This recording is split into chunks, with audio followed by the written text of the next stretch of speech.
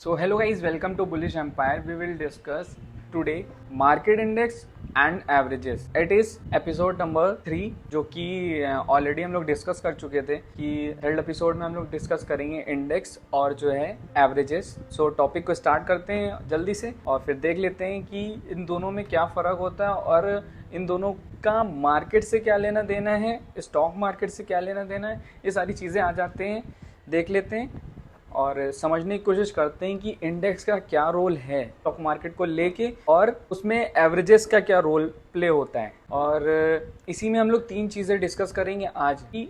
Overview of major market index. Second चीज़ क्या है इसी में ही, understanding index component and calculation. तो दूसरी चीज़ ये हो गई. तीसरी चीज़ में हम लोग डिस्कस करेंगे सिग्निफिकेंस ऑफ मार्केट एवरेजेस. ये 3 चीज़ें हम लोग मेजर आज डिस्कस करेंगे और आज की पूरी वीडियो इन्हीं तीनों चीज़ों के ऊपर बेस्ड है. तो आ जाते हैं, देख लेते हैं पहले टॉपिक को जो कि है overview of major stock index की. तो ये जो मार्केट इंडेक्स होता है, मार्केट इंडेक्स तो बेंचमार्क होता है, वो एक तरह से मेजर करता है ओवरऑल मार्केट के बिहेवियर को और कि वो एक पॉजिटिव है.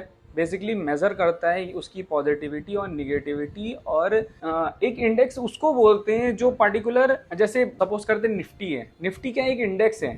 इंडेक्स वो इंडिया मार्केट को ठीक है इंडिकेट करता है कि इंडिया की मार्केट किस तरह से बिहेव कर रही है आज के दिन. तो अगर किसी को पता करना होता है स्टॉक मार्केट में आज के दिन क्या हुआ तो वो इंडेक्स देख लेता है. अगर इंडेक्स पॉजिटिव है तो इसका मतलब है कि आज के दिन मार्केट पॉजिटिव रही है. बेसिकली इंडेक्स में होता क्या है, जो इंडिया की टॉप, जैसे निफ्टी 50 है, इंडिया की टॉप 50 कंपनी ने क्या परफॉर्म किया, उस परफॉर्मेंस के बेसिस पे ये मेजर किया जाता है कि आज के दिन मार्केट में पॉजिटिविटी थी या निगेटिविटी थी. ये चीजें हम लोग डायरेक्ट 50 स्टॉक खोल के तो नहीं देख सकते, इसीलिए एक पर्टिकुलर एक इंडेक्स बनाया जाता है जिससे हम पूरे मार्केट के बिहेवियर को ट्रैक कर सकें. उसी को ही इंडेक्स बोलते हैं. उसी तरह से इंडिया में बैंकिंग सेक्टर का जो इंडेक्स है वो बैंक निफ्टी है. वो पूरे बैंकिंग सेक्टर को लेके इंडिकेट करता है कि आज बैंकिंग सेक्टर किस तरह से बिहेव कर रहे हैं, पॉजिटिव बिहेव किया है या नेगेटिव बिहेव किया है. को देख के पता चलता है कि आज के दिन पूरा माहौल क्या रहा है बैंकिंग सेक्टर का.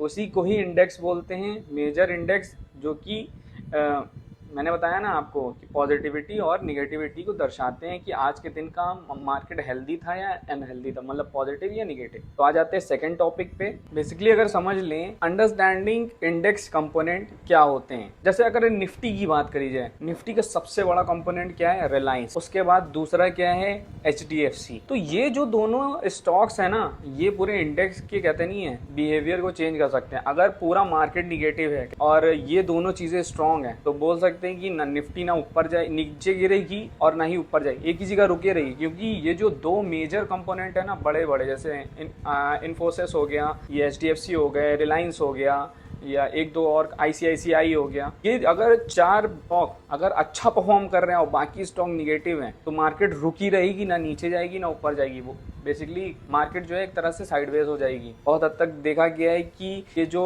मेजर शेयर्स हैं इंडेक्स के, ये वो इंडेक्स के ऊपर बहुत इम्पैक्ट डालते हैं. उसी को ही बोल सकते हैं इंडेक्स के कंपोनेंट है. और कहते नहीं कि इन सारी चीज़ों की परफॉर्मेंस को देखते हुए और ग्लोबल मार्केट को देखते हुए जब दूसरे दिन मार्केट खुलती है तो उसके कैलकुलेशन के बेसिस पे इंडेक्स कहाँ खुलने वाला है, ठीक है, और गैप अप खुलेगा या गैप डाउन खुलेगा, प्राइस फ्लक्चुएशन होता है तो उसके बेसिस पे जो बाकी शेयर्स होते हैं उनके ऊपर भी इम्पैक्ट पड़ता है. तो उसी कैलकुलेशन के बेसिस पे ये सारी चीज़ें तय की जाती हैं कि इंडेक्स का प्राइस कहाँ पे ओपन होगा. और जो बाकी शेयर्स हैं जो कि इंडेक्स को फॉलो करते हैं, अगर गैप अप खुल रहा है तो हो सकता है रिलायंस गैप अप भी खुले, फोर्सेस भी गैप अप खुले और HDFC भी गैप अप खुले. तो ये सारी चीज़ें वैसे ही कैलकुलेट की जाती हैं इंडेक्स के बेसिस. तो understanding index component and calculation, दोनों चीज़ों को जितना मैं समझता हूँ उतना मैंने आपको समझाने की कोशिश की है और इजी लैंग्वेज में. तो अब आ जाते हैं तीसरे टॉपिक पे जो कि है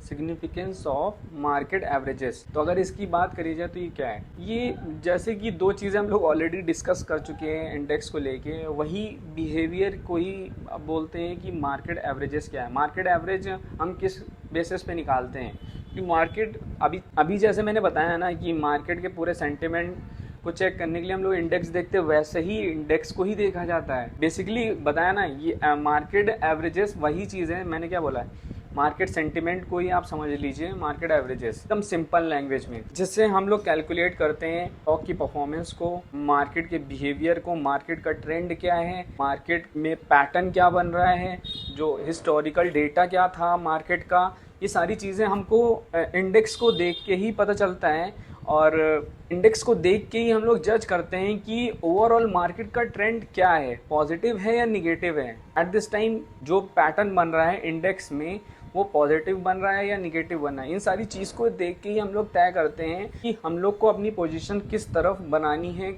मार्केट का डायरेक्शन किस तरफ हो सकता है।